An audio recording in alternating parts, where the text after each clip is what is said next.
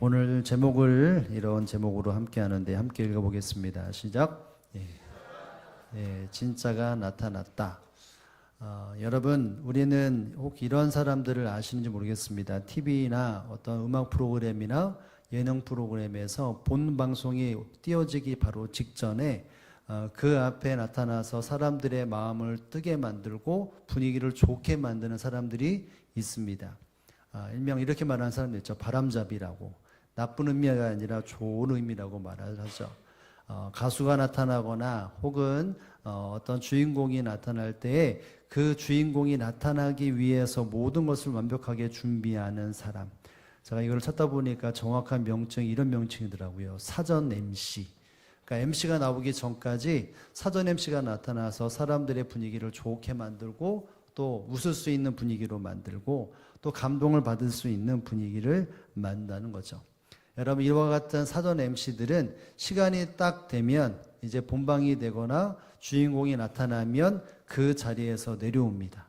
그리고 진짜가 나타났다라고 그 모든 것을 다 넘겨줍니다. 그 전까지 사람들에게 박수도 받기도 하고 사람에게 인기도 받기도 합니다. 그런데 진짜가 나타나면, 가수가 나타나면, 주인공이 나타나면 그 모든 것을 뒤로 한 채 다 내려가게 됩니다. 그래서 모든 프로그램의 마지막 부분에 이런 멘트를 아마 여러분은 기록하실 것입니다. 프로그램에 도움을 주신 분은 소정의 상품권을 드립니다.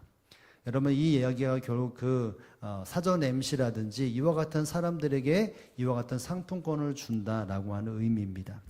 여러분, 이것을 한번 우리가 믿음으로 한번 생각해 본다면 이처럼 성도는 이 땅의 삶을 살아갈 때에 주인공이신 예수님을 위하여 사람들에게 그 마음을 녹이고 또 주님을 받아들일 수 있고 주님의 마음을 이해할 수 있도록 사람들에게 그와 같은 중간다리를 하는 존재라는 사실을 알아야 합니다. 그러니까 진짜가 나타난다, 진짜가 있다라는 것을 삶으로 또 말로 표현하는 것이 바로 성도의 삶이라고 말할 수 있는 것이죠. 오늘 본문에도 보면 바로 이와 같이 하나님 앞에 또 주님 앞에 이와 같은 쓰임 받았던 사람이 등장을 합니다. 누굴까요? 바로 세례 요한이라고 하는 사람이었습니다.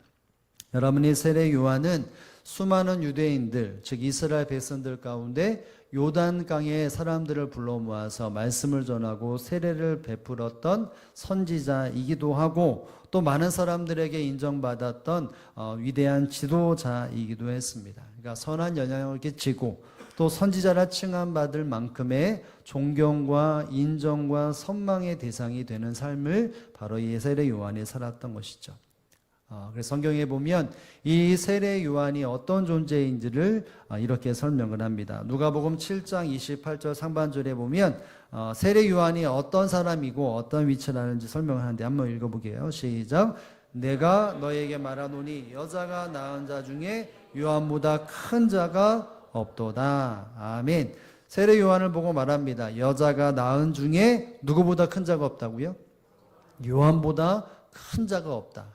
그러니까 여자를 통해서 이 땅에 태어난 모든 사람 중에 가장 탑에 있는 사람은 바로 세례 요한이다 라고 말을 합니다. 여러분, 이 말은 결국 수많은 사람들에게 인정받고 존경받고 또 박수를 받고 집중을 받았던 사람이 바로 세례 요한이라는 것이죠. 뿐만 아니라 하나님께서도 주님께서도 이렇게 인정했다는 것은 수많은 환상과 또 사건과 모든 일련 속에서 세례 요한은 분명히 사람들에게 인지도가 높았던 사람, 인정받은 사람이었다라고 말하고 있는 것이죠. 여러분, 그런데 이와 같은 활동을 하고 있는 세례 요한 앞에 바로 예수님이 등장하게 됩니다. 그 예수님의 등장과 함께 이 세례 요한은 스스로가 어떤 존재인지를 명확히 알았고 흔들리지 않았고 예수님이 어떻게 되어야 하고 또 나는 어떻게 되어야 한다는 사실을 그는 준비된 멘트처럼 또 그 마음속에 품고 삶을 살았던 것을 보게 됩니다. 오늘 본문의 30절 마지막 절에 보면 그래서 이런 말을 하죠. 함께 한번 읽어볼까요? 시작. 그는 흥하여 하겠고 나는 쇠하여야 하리라 하니라. 예수님이 등장을 하고 사람들 앞에 이목이 집중될 때에 세례 요한은 말합니다. 예수님이 흥해야 된다. 높아져야 하고 나는 쇠어야 한다. 내가 끝까지 흥해야 된다. 내가 이제 좀 세해되면 예수님이 올라오는 것이 아니라 그 즉시 예수님은 흥해야 되고 높아지고 나는 낮아져야 한다는 마음이 그에게 입술을 통해서 고백되어집니다. 여러분, 결국 이 세례 요한은 예수님이 높아지시는 분, 나는 예수님을 높이는 존재라는 것을 날마다 마음에 품고 삶을 살았던 온전한 성도로서의 삶을 살았던 인물이라는 것을 우리에게 말해주고 있죠. 즉, 이 세례 요한은 진짜가 있다, 진짜가 나타났다라고 하는 이와 같은 삶과 입술로 선포하고 그것을 안내하는 그 사명을 감당했던 사람이었던 것입니다. 따라서 오늘 이 본문을 통해 세례 요한이 어떤 모습으로 이 모습, 진짜를 소개하고 예수 그리스도를 소개하는 그 삶의 모습들을 우리도 마음속에 새기면서 하나님 앞에 온전한 성도의 삶을 다시 한번 다짐하고 마음에 새기는 시간이 될 수 있기를 주님의 이름으로 축복을 드립니다. 여러분, 그렇다면 어떤 것을 우리가 마음속에 새기겠습니까? 즉 진짜를 소개하는 사람으로서의 삶의 모습에 드러나야 할 것은 바로 이것입니다. 한번 읽어볼까요? 시작. 은혜임을 기억하고 예수님을 높임. 그 모든 것이 바로 주님의 하나님의 은혜임을 기억하면서 오직 주님만을 높이는 것이 진짜를 위하고 진짜를 드러내는 온전한 성도의 삶이라는 것입니다.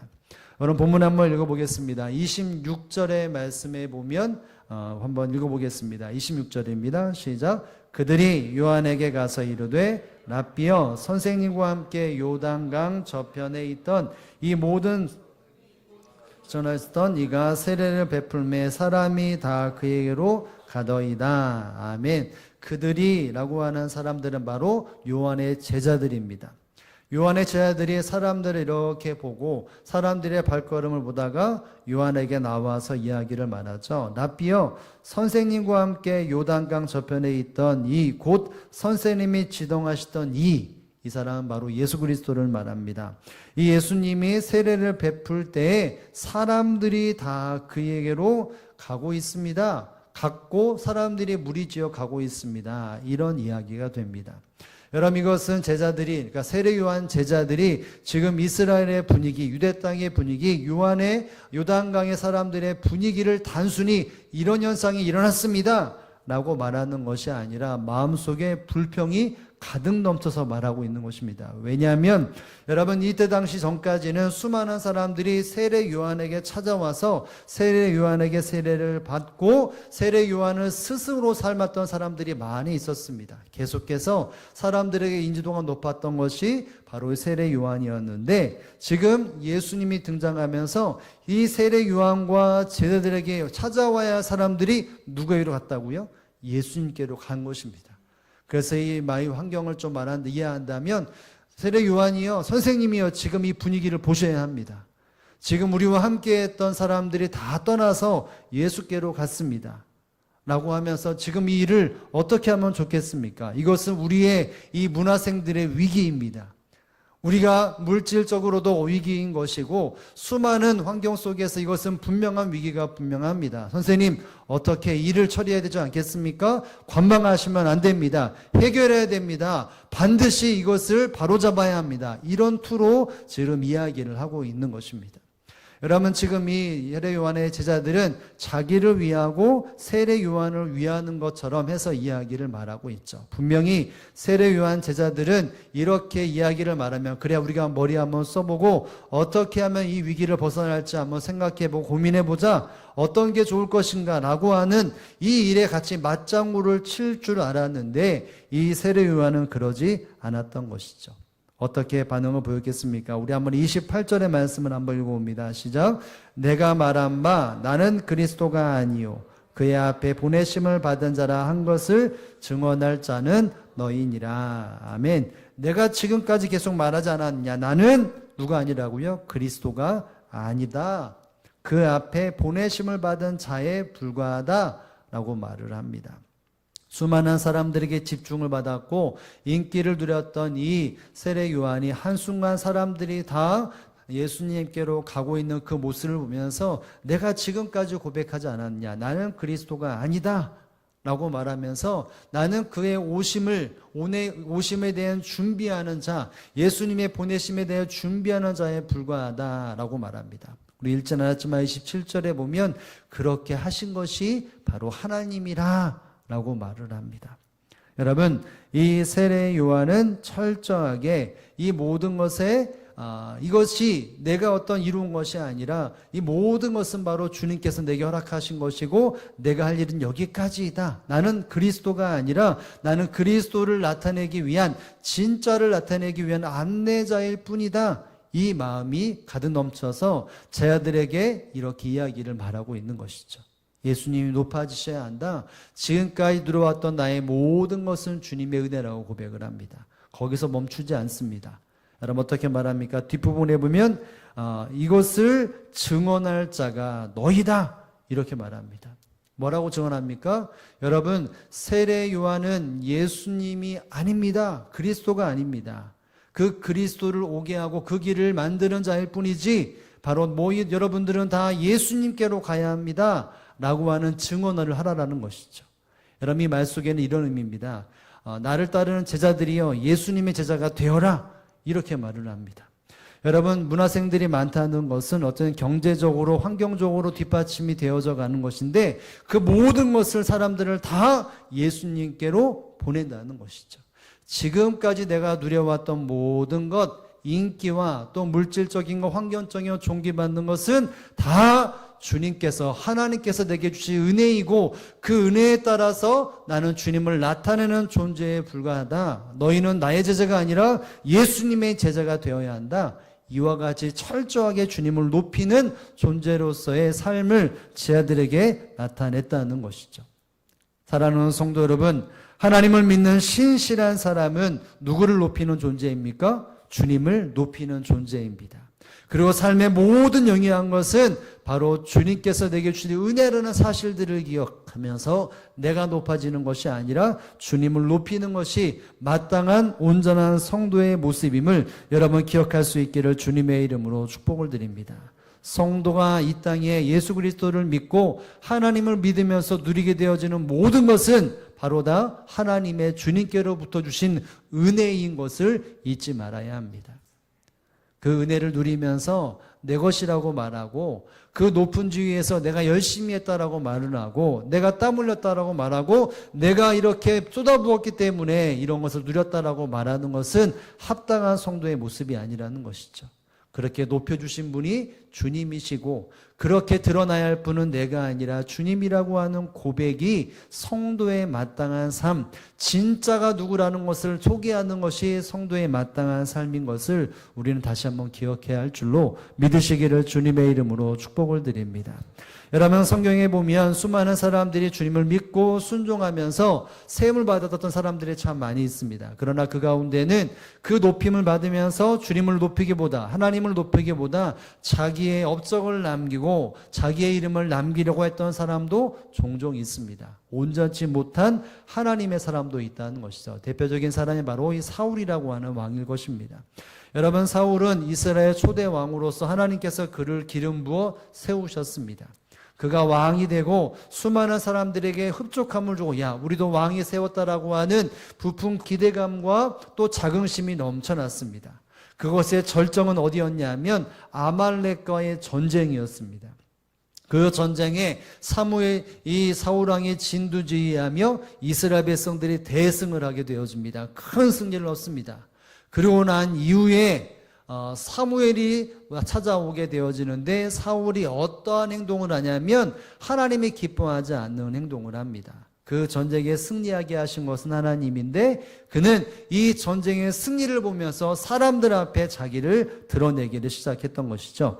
사무엘상 15장 12절 하반절에 보면 사울이 이와 같은 행동을 했다라고 증언을 합니다. 함께 한번 읽어봅니다. 시작. 사울이 갈멜에 이르러 자기를 위하여 기념비를 세우고 발길을 돌려 길갈로 내려갔다 하는지라. 아멘. 하나님께서 아멜렉과의 전쟁 속에 큰 승리를 주셨는데 수많은 사람들이 야 이스라엘 우리가 승리했다. 특별히 우리가 왕을 세웠는데 그 왕이 진두지휘하며 우리가 승리했다라는 이야기를 들으면서 야 우리의 왕이 최고다.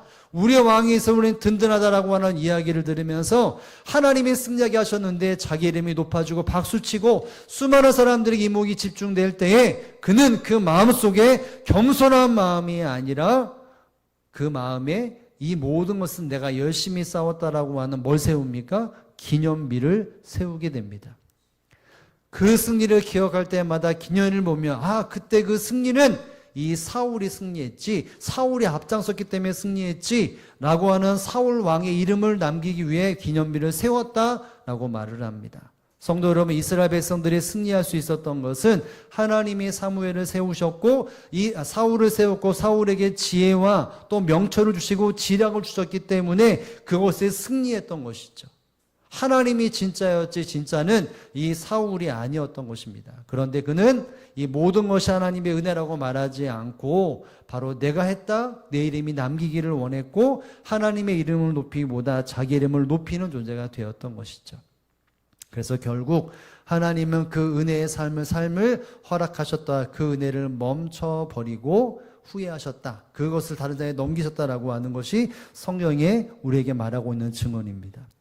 여러분, 이스라엘 백성들 가운데 진정한 승리를 더 많이 쟁취했던 사람이 있다면 그 사람은 바로 다윗이었습니다. 다윗은 사울보다 더 큰 전쟁에 또 수많은 대적들에게서 진정한 승리를 경험했던 사람이 이 다윗이었습니다. 이 다윗은 모든 전쟁을 치르면서 그의 입술에 박혔던 것은 바로 주께서라고 하는 단어였습니다. 내가 수많은 전쟁에서 승리할 수 있었던 것은 주께서 승리하셨기 때문에, 주님께서 나의 요새가 되었고 나를 건져주셨고 나의 방패가 되셨고 나의 구원자가 되셨기 때문에 내가 승리했다라고 하는 이야기를 수없이 반복을 했던 것이죠. 사무엘하 22장에 보면 이와 같은 자기의 삶을 통틀어 보면서 나의 전생에서의 승리는 이와 같은 승리가 있었는데 이것은 주께서 하신 것이다 라는 말과 함께 그 마지막 51절에 보면 이와 같이 그가 고백을 합니다. 함께 한번 읽어봅니다. 시작. 여호와께서 그의 왕에게 큰 구원을 주시며 기름 부음 받은 자에게 인자를 베푸시며 영원하도록 다윗과 그 후손에게로다 하였더라. 아멘. 여러분, 다윗이 승리했고 또 모든 대적을 물리치고 그 왕권을 강하게 하고 이스라엘 백성들을 든든하게 만들었던 것은 바로 하나님이 이 임금에게, 왕에게 큰 구원을 주셨기 때문이었고 또 인자를 베푸셨기 때문이었다. 그래서 다윗과 후손들에게 끊임없이 이와 같이 하나님이 행하실 것이다 라고 하는 고백을 하게 됩니다. 결국 다윗은 이 모든 것이 바로 하나님의 구원과 인자하심이라는 것, 하나님의 뭐라고요? 은혜라고 고백을 합니다.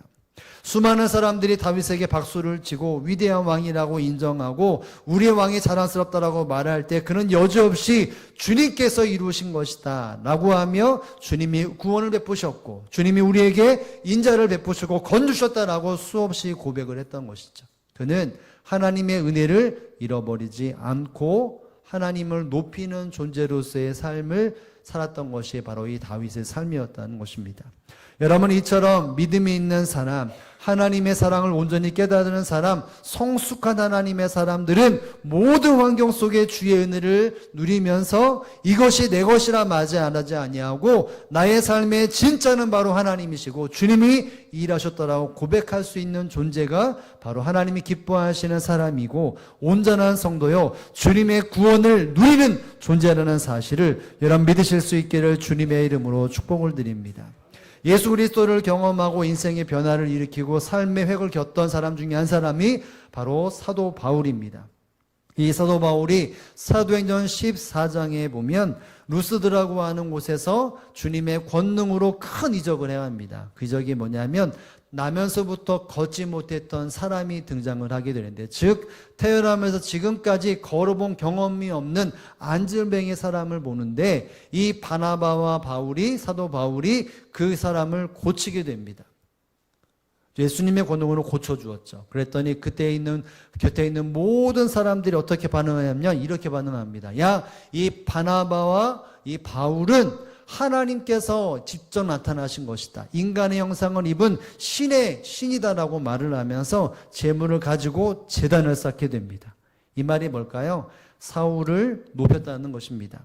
사람의 그 이상의 신적으로 높이는 그 환경을 만들었다는 것이죠. 여러분, 인간적으로 본다면 이 사도 바울은 가장 높은 곳에 이르렀고 이것을 누릴 수 있고 이것에 안주할 수 있는 위치에 이르렀다는 것입니다.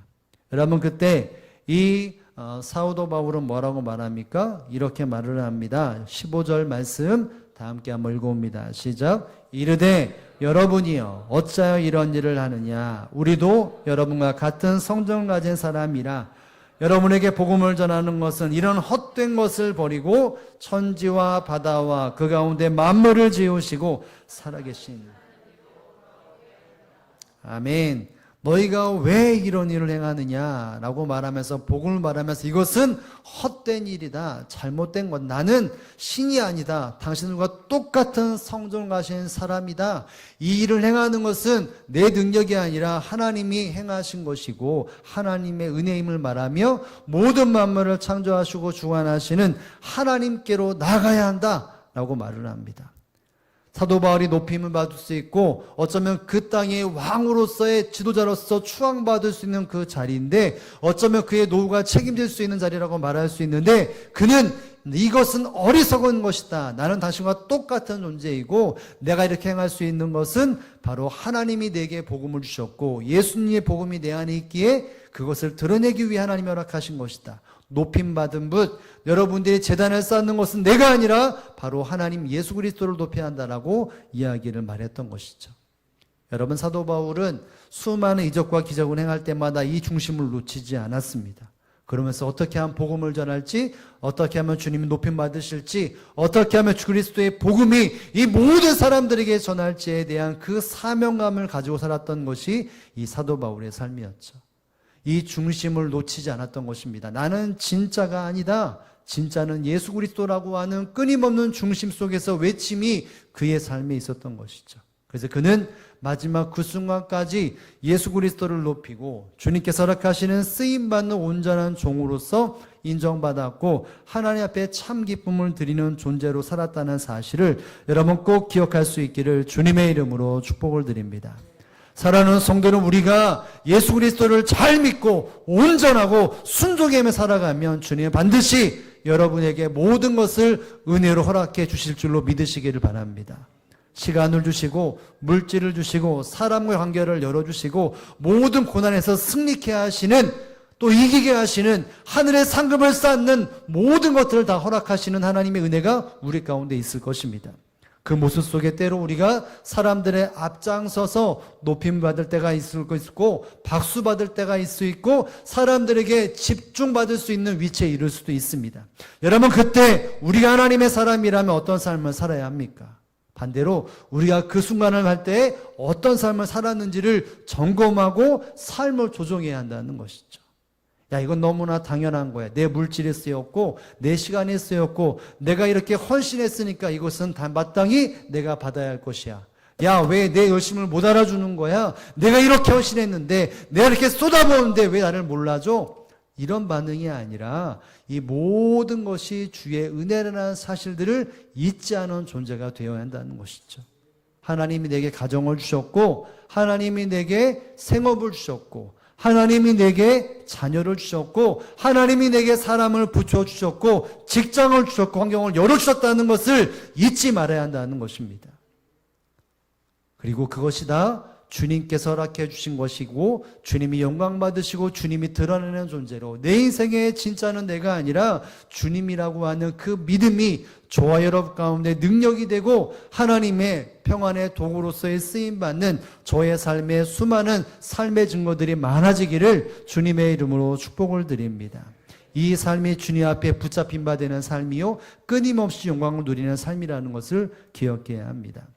여러분께 오래된 TV 프로그램에 한 인물이 나왔습니다. 이분은 어렸을 때 고등학교를 다닐 때 예수 그리스도를 믿고 은혜를 받은 후에 하나님이 허락하시는 마음이 이 마음이었습니다. 불쌍한 사람들을 도와주는 의사가 되겠다라고 하는 마음을 먹었습니다. 그래서 그는 하나님 앞에 결심을 합니다. 내가 의사가 되어서 하나님께 영광을 돌리는 하나님의 종으로서 내가 삶을 살겠습니다 라고 하는 마음의 결정과 함께 삶을 쏟아붓습니다.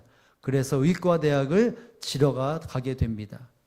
은혜로 들어갔습니다. 그리고 졸업하게 되어지고 때가 돼 의사면허증을 따고 또 병원을 차리게 됩니다. 그것이 또 하나님의 모든 은혜인 줄을 알고 그가 기도했던 것처럼 그는 열심히 병원으로서 의사로서 일을 하다가도 또 때가 되면 봉천동에 가서 정말 힘들고 어려운 달동네 사람들을 도와주는 삶을 살았습니다. 병으로도 치료하고 또 물질로도 사람들을 도와주는 삶을 살았습니다. 그러다 보니까 사람들이 박수를 치고 사람들이 인정해주고 또 그 병원이 유명해져서 사람들이 많이 찾았다라고 말을 합니다.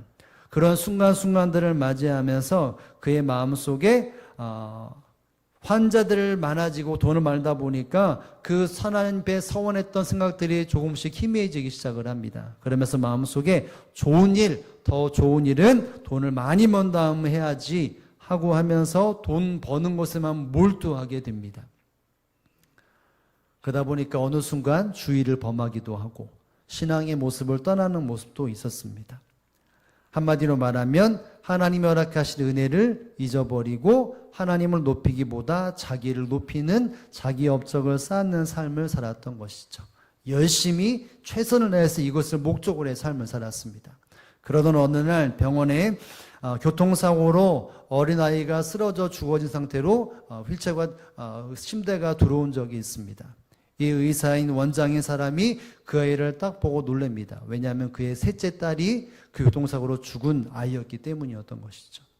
충격을 받고 그는 삶을 하나하나 점검합니다. 딸의 무덤 앞에서 그 쓰라린 마음을 아리면서 하나님 앞에 내게 주었던 은혜를 다시 한번 생각해 봅니다. 하나님이 내게 이 모든 것을 주셨는데 내가 은혜를 은혜라 말하지 않고 내 것이라고 말하고 나를 높이는 존재를 살았지 라고 하면 철저하게 회개하게 됩니다. 그리고 다시 하나님을 높이고 은혜인 것을 기억하여 이 달동네인 봉천동에 가서 더 많은 헌신으로 병자들을, 연약한 사람들을 물질로 돕는 삶을 살았습니다.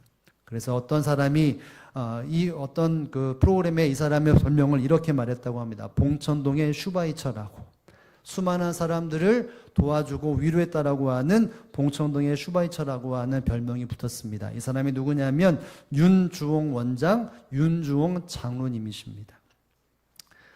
이분은 모든 삶 속에 하나님의 은혜라는 사실들을 잠깐 잃어버렸지만 그러나 은혜인 것을 인정하고 하나님을 높이는 삶, 하나님이 인정되어지는 삶을 적극적으로 살아가면서 자기가 나왔던 학교에 10억을 기부합니다. 그러면서 그렇게 했더니 학교에서 어떤 거냐면 그 학교 본관에 418호실을 그 사람의 이름을 따서 강의실이라고 또 적어놨다고 말을 합니다. 무슨 말을 하냐면 끝까지 계속해서 하나님의 은혜임을 기억하고 하나님을 높였더니 하나님이 끊임없이 그를 함께 높였다는 것이죠. 그러면서 하나님이 영화롭게 되었다라고 말을 합니다. 사랑하는 성도 여러분, 하나님이 허락하신 은혜를 은혜로 인정하는 것은 하나님의 평안을 누리는 삶이고 더욱더 하나님과 함께하는 평강의 삶을 살아가게 됩니다. 그런데 은혜를 은혜로 여기지 않고 내 것이라 여기고 하나님이 있어야 할 자리에 내가 드러난다면 그것은 죄악이라는 사실들을 기억해야 합니다. 그 자리를 회복할 때에 은혜를 기억하고 은혜를 잃어버리지 않고 하나님을 높일 때 언제든지 하나님은 그 사람을 들어 사용하신다는 사실을 여러분 믿으실 수 있기를 주님의 이름으로 축복합니다. 여러분에게 허락하신 하나님의 은혜, 여러분에게 허락하신 하나님의 특별한 그 모든 것들을 내가 지금 어떻게 대하고 있는지를 날마다 점검할 수 있어야 합니다. 여러분 스펄전이라고 하는 목사님이 유명한 설교가인데 그분의 설교 시간에 성도들을 향해서 따끔하면서도 정말 사랑 어린 말로 이런 이야기를 말했다고 합니다. 성도들이 범하는 세 가지의 도둑이라고 하는 이야기로 성도들에게 이런 말을 했다고 말합니다. 그것이 무엇이냐면 첫째는 하나님의 것을 11조를 드리지 않는 것은 하나님의 은혜를 잃어버린 것이다. 하나님 높이지 않는 것이다 라고 말을 했다고 말합니다. 하나님이 성도들에게 물질을 주셨는데 그 물질을 내 것이라고 말하는 것이 11조를 드리지 않는다는 것이 반대로 나의 삶은 주님의 것입니다. 나의 모든 것은 바로 주님의 것입니다 라고 하는 것이 11조를 드리는 것인데 그것을 금하고 하지 않았다는 것이 성도에게 잊지 말아야 할 잘못된 모습이라는 것이죠. 그리고 또 하나는 바로 주의를 성수하지 않는 것이 성도의 도둑이다. 이렇게 말했다라고 말합니다. 하나님은 성도들에게 유익이라는 날 속에 모든 삶에 최선을 다해 삶을 살아가고 7일째는 주일을 성실하고 주셨는데 하나님 앞에 삶을 드리고 하나님 회복하라고 주셨는데 그것을 범하는 것은 성도가 하나님 앞에 도둑하는 것이다 라는 것이죠. 그리고 마지막은 하나님 영광을 가로채는 것. 하나님이 드러나야 할 자리에 자기를 드러내는 것, 이것이 성도들의 세 가지의 도둑질이라 라는 말을 했다고 말합니다. 좀 강력한 표현이긴 하겠지만 그러나 성도를 얼마나 사랑하고 또 하나님에 대한 마음이기에 이와 같이 표현을 했다고 말을 합니다. 사랑하는 성도, 우리에게 하나님이 허락하신 은혜를 기억하는 존재로 삶을 살아가야 합니다. 여러분이 지금 누리고 있는 모든 것은 주님이 내게 주시는 은혜입니다. 시간, 물질, 사람들의 관계, 가정, 나의 모든 신앙생활, 그리고 또는 헌신의 자리에 이르는 모든 것도 다 주님의 은혜임을 기억해야 합니다.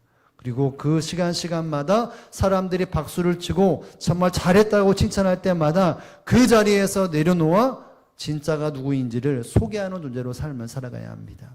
이 삶이 우리에게 주어진 마땅한 삶이요, 우리의 삶 속에 끊임없이 하나님의 승리와 평강과 은혜를 경험하는 삶이라는 것을 기억하여 이 한 주간 살아갈 때 우리 삶이 철저히 점검되어져 오직 나를 낮추고 주님을 높이고 은혜가 은혜임을 기억하여 주님께 붙잡힌 바 되어지는 삶, 은혜 위에 하나님의 평강과 은혜가 넘쳐나는 저와 여러분의 삶이 되시기를 주님의 이름으로 축복을 드립니다.